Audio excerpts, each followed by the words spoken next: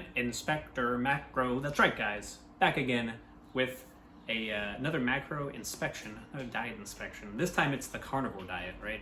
This is the big one right here. All right, so what is it and how does it work? Carnivore, I'm sure you've heard about it by this point. But basically you eat only meat, right? And there's different versions of it from what I understand. Some versions are like just strictly meat, so it's like steak, chicken, pork, like just actual like muscle meat. Some versions of carnivore include all animal products, so you could have like eggs, you can have full fat dairy, you can have stuff like bone broth. But basically like what the benefit is of carnivore, the number one thing is that it cuts out all processed foods, right? It forces you to eat whole foods if you're eating this way.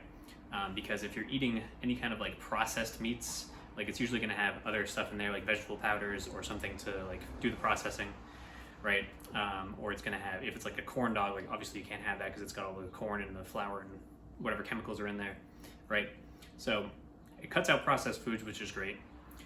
The high protein aspect of it keeps you very full, and the combination of salt and fat is delicious and psychologically satisfying. So if you've been addicted to sugar, for example, instead of having like, usually it's fat and sugar together, that is the culprit there, you get salt and fat together, which is also delicious, right? So like think of like a nice salty steak, great stuff. So let's get into some facts, right? Facts first here. We have the body composition aspect. I will reiterate once again, all that matters for body composition is calories in versus calories out at the end of the day, right? The two-factor model is that you get bigger muscles through training and progressively overloading, and then you eat enough to do so, but not so much that you get too fat to see the muscles, right? Pretty simple. So on the fat loss side of things, carnivore makes fat loss almost effortless a lot of the time since you're just always full, right? Eating meat is very, very satiating. The protein is super satiating. It's difficult to overeat it. And then also many carnivores, for this reason, they wind up pairing the diet with either intermittent fasting or like one meal a day, the OMAD. That's because you just don't need to eat that much and you're just full a lot of the time, right? So like I've seen dudes like Sean Baker, the carnivore MD, right? He's eating like, this giant like 1 pound steak or something like that. And he usually only eats like once or twice a day. Like he'll have 1 or 2 of those and that's all he has. And, it seems like it'd be a lot of calories, but it's really like, 1,000 calories or something like that. If it's, an especially large cut, it's really not that much. But yeah, so in turn, you lose fat primarily because you're just omitting an entire macro in the form of carbs. And then the leaner you're eating, the more, the less fat you're getting, right? And then on the muscle gain side of thing, you're getting lots of protein. That's very anabolic. But on the flip side, you you're going to have a difficult time building muscles in the gym if you're not first stressing them sufficiently with your training. So you need some fuel, which is usually carbs. So you don't have any carbs coming in. That means you have a lack of glucose for the nervous system and the brain. So that can impair your heavy lifts. If you've ever tried like a 1 rep max of any lift, really like squat, bench, deadlift especially, you actually need a lot of glucose to feed your nervous system and your brain. If you're cutting and you try to do high intensity efforts, you'll notice that like maybe your higher reps and a bit lower intensity kind of doesn't drop off nearly as much, if at all. But your high intensity to low reps is going to drop off pretty quickly because you just don't have that fuel coming in to fuel the nervous system. So yes, your body will adapt eventually and it's going to begin to produce glucose, but it's not very efficient. And the analogy I would use is kind of like you can mow your lawn with a pair of scissors, right? Or you can just use a lawnmower. So, you will eventually adapt to it. Some people are going to do better with it. It's all kind of individual. So like some people obviously do great with, just eating meat and they can train just fine. It doesn't impair them at all. But then some people are just like crashing and they have a very difficult time and they need those carbs. So let's talk about some pros and cons. The pros, as I kind of talked about before, there's no processed food. It's all whole foods. So that's great. There's no sugar. So there's no crash, right? The thing with like eating a lot of sugar is you can have like the insulin spike and then you kind of crash. A lot of people that are on carnivore, they report that sort of thing. So if you're someone that struggles with that, you could try something like carnivore or like keto or low carb. A lot of carnivores report having a lot of like energy and mental clarity as a result of that. Another pro rather, is the less time spent eating, the more time you have to do stuff, right? So if you're doing like the OMAD or 2 meals a day or something like that, right? You just have all kinds of time throughout the day. You don't have to like, plan meals necessarily or think about when you're going to eat. You don't have to take a lunch break at work, right? Especially if you're, if you're like self-employed or something, you don't have to actually like take a break during the workday. You can just kind of keep on going, be productive. more time to spend with your family. You know, you could start a fitness YouTube channel in your spare time.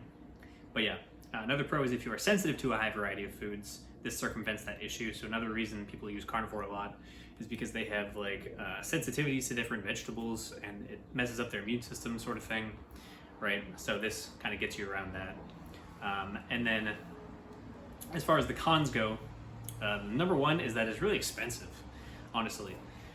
The ideal carnivore diet, it seems like, is just like steaks, right? If you check out like Sean Baker especially, he's like the pioneer of carnivore. He's just like always eating steak.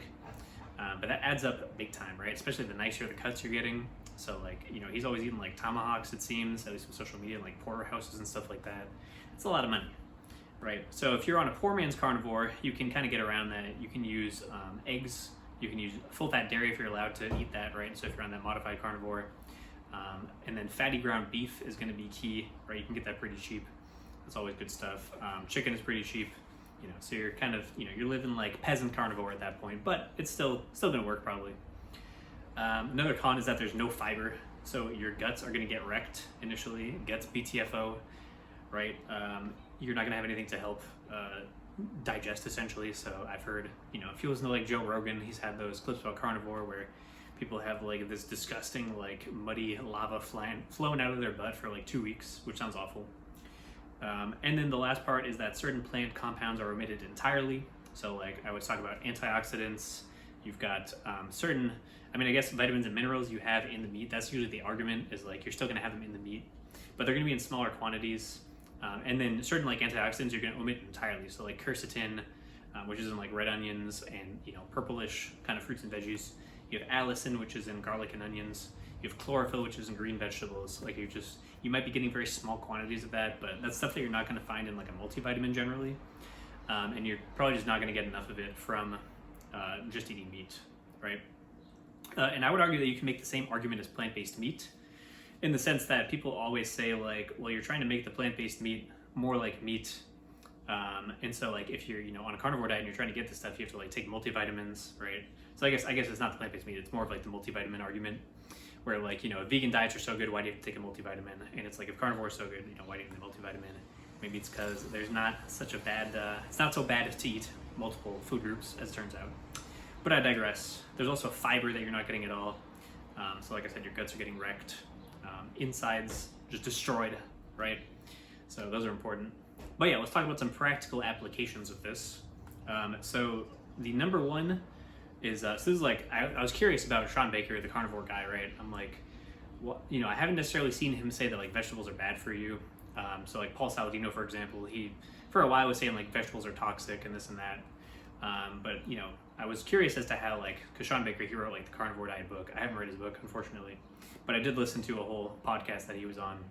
And he actually said in the podcast, which I learned, is that he doesn't advocate that you like just eat carnivore all the time as a lifestyle. You can if you want to, right? But he generally advocates carnivore as like a diet reset for people. So if you're stuck on like the standard American diet, you're like, you know, just eating tons of sugar, eating tons of processed foods, and you've been stuck in that cycle and you can't quite seem to break out of it, you can just go like full on carnivore and just eat meat for a little bit, and that will just kind of like reset everything, where you're not, after a while, you're going to stop craving the processed foods, and then you can kind of get back on like a whole foods diet, and then slowly introduce stuff like vegetables and grains and fruits and that sort of thing. And he was actually talking about a client he had that weighed like, you know, multiple hundreds of pounds, and I think she was like 700 pounds, and she lost like between like 300 and 500 pounds, if I remember correctly. It was insane. So that's one way to do it. So as a reset diet, you can also use it just, you know, if you're not 700 pounds, you could use it post-holiday. Let's say like, you know, you had like Thanksgiving and you just like, you ate a ton of food and you had a little leftovers, and then you're like, you know, now you're like in the cycle of like you're craving sweets and you're trying to eat desserts all the time.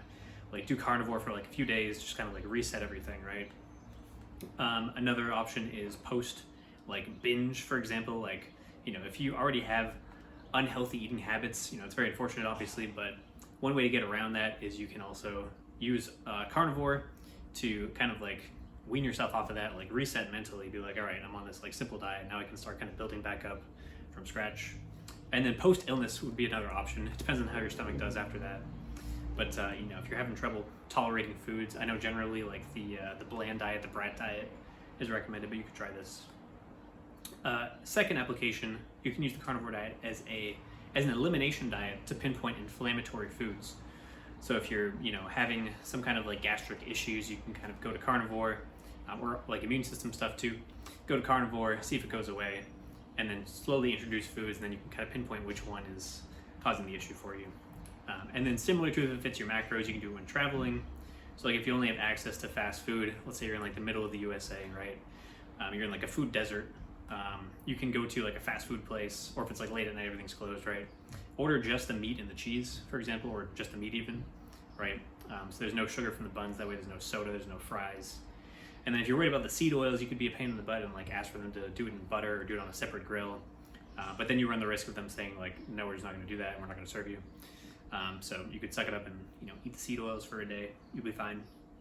But yeah, you can also use it as an extreme cutting diet. This is the last application, to get quote unquote exotically lean. So I've never tried to get this lean, right? I've never been very lean in my life, frankly. But I would imagine if you were trying to get down to like, a new PR body weight, you're already probably going to be losing muscle from not eating enough nutrients anyways. And it seems like a lot of what these guys do towards contests is they do like a protein sparing modified fast, which is basically what a carnivore diet can be. So you're eating like just the protein from the meat, and that's basically it. So you could use that as an extreme kind of diet for maybe like a week or two to get down to your desired physique. But not a long-term thing in that regard, right? You don't want to be like just starving yourself long-term. It's not going to work. But yeah, it's basically it for this video. That wraps up my inspection of the carnivore diet. Hope you guys enjoyed the video, and I'll see you guys in the next video. All right, goodbye.